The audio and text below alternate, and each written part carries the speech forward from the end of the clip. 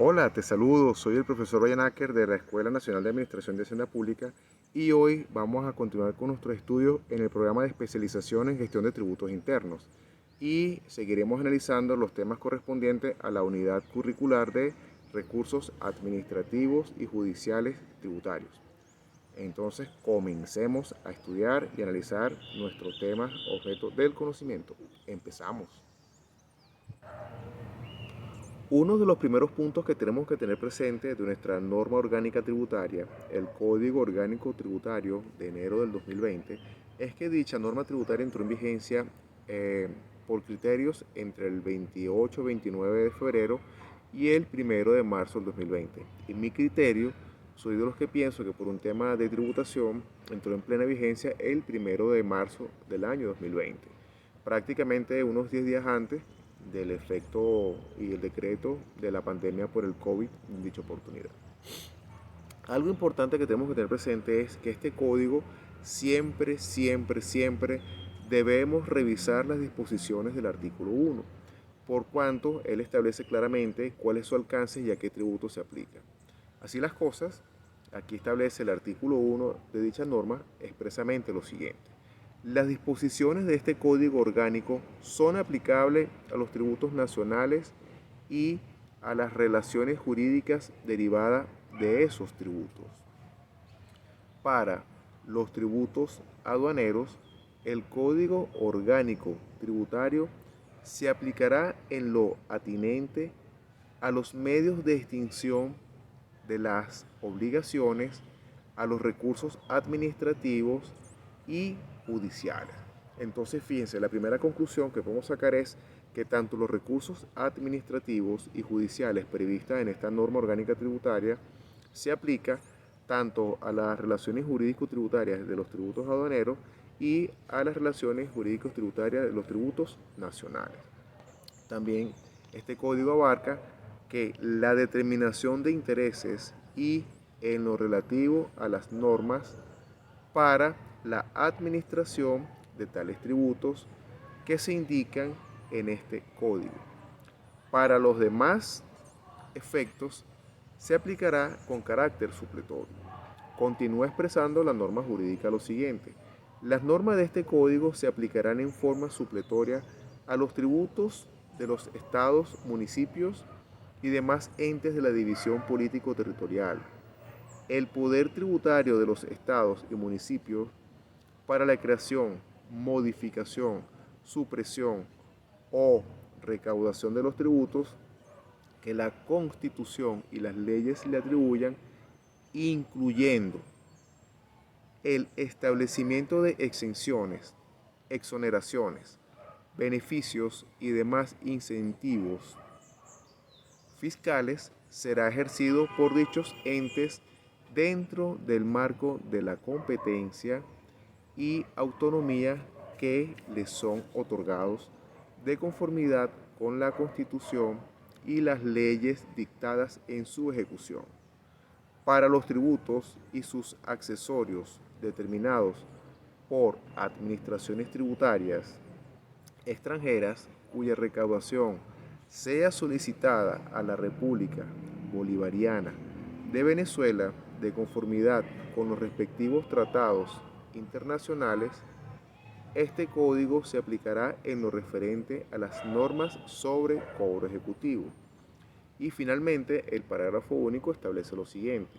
Los procedimientos amistosos previstos en los tratados para evitar la doble tributación son optativos y podrán ser solicitados por el interesado, con independencia de los recursos administrativos y judiciales previstos en este código.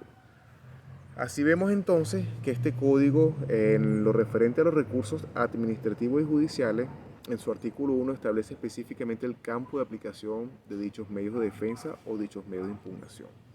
Ahora en la siguiente parte vamos a ver la ubicación y el alcance de los recursos administrativos, los que se pueden interponer, y los recursos judiciales. Pero como punto previo, vamos a ver cuáles son las causales de nulidad absoluta de los actos administrativos de efectos particulares de la administración tributaria. En la siguiente parte vamos a analizar entonces el artículo 270 del Código Orgánico Tributario del año 2020. Bien, continuando con nuestro estudio sobre los recursos administrativos y judiciales tributarios, en mi apreciación, lo primero que debemos tener claro es analizar cuál es la disposición legal prevista en nuestro Código Orgánico Tributario que permita establecer la revisión y nulidad de los actos administrativos de la Administración Tributaria. Así las cosas, disculpen un momento, pasamos en exteriores, así las cosas, el título 5, como vemos acá en la pantalla de nuestro teléfono, de dicha norma tributaria establece lo siguiente: de la revisión de los actos de la administración tributaria y de los recursos administrativos. El capítulo 1 establece lo referente a la revisión de oficio, pero en nuestro caso vamos a analizar cuáles son las causales de nulidad de dichos actos. En tal sentido, el artículo 270 del Código Orgánico Tributario establece lo siguiente: los actos de la administración tributaria serán absolutamente nulos en los siguientes casos. Numeral 1. Cuando así esté expresamente determinado por una norma constitucional o sean violatorios de una disposición constitucional.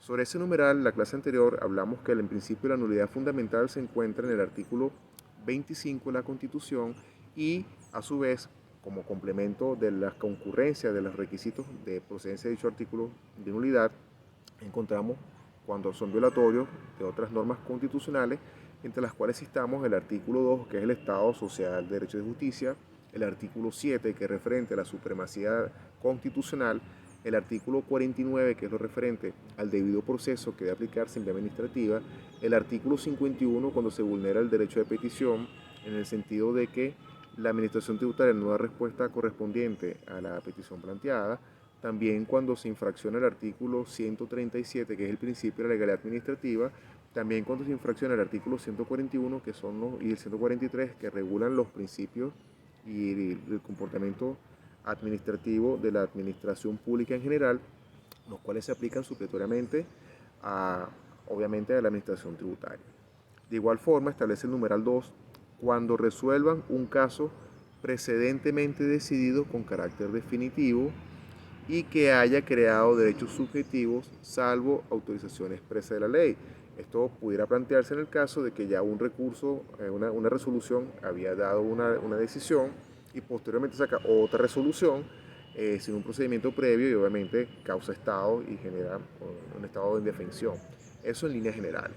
Después, el numeral 3 establece cuando su contenido sea de imposible o ilegal ejecución, obviamente cuando está nulo por defectos de vicios de nulidad, por falso supuesto positivo, por falso supuesto negativo, por una serie de requisitos y condiciones que ya están establecidos de manera supletoria en la Ley Orgánica de Procedimientos Administrativos, o cuando obviamente fueron fundados con una norma que no está vigente, cuando hubo un error de interpretación acerca del alcance y contenido de la ley, falsa interpretación, falso supuesto de hecho, falso supuesto de derecho, etcétera, etcétera, etcétera.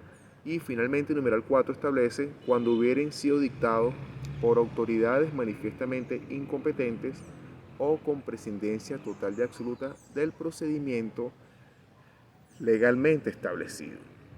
En este sentido, una de las causales principales de nulidad están en ese numeral 4, en su segundo aparte, o en su último párrafo, cuando dicho acto haya sido dictado con prescindencia total y absoluta del procedimiento legalmente establecido.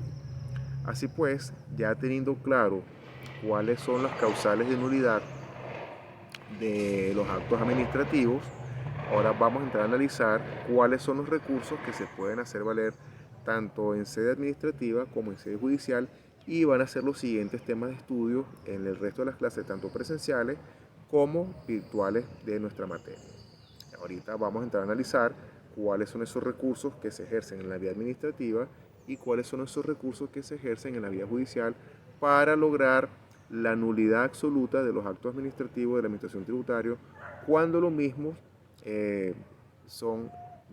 fueron dictados con violación de las normas constitucionales y de las normas legales, lo que ocasiona su nulidad absoluta por la ilegalidad y la inconstitucionalidad de dicho acto administrativo. Vamos a entrar a analizar entonces la ubicación de los recursos judiciales y la ubicación de los recursos administrativos y después un breve esbozo de qué contiene cada regulación, tanto administrativa como judicial. Continuamos entonces con nuestro estudio viendo la ubicación de los recursos administrativos y los recursos judiciales. Y con esto hemos finalizado el estudio de este punto el día de hoy. Ya seguiremos avanzando con los otros temas que tenemos pendientes y ahondando en el conocimiento. Se despide de ti el profesor Ryan Acker. Hasta luego.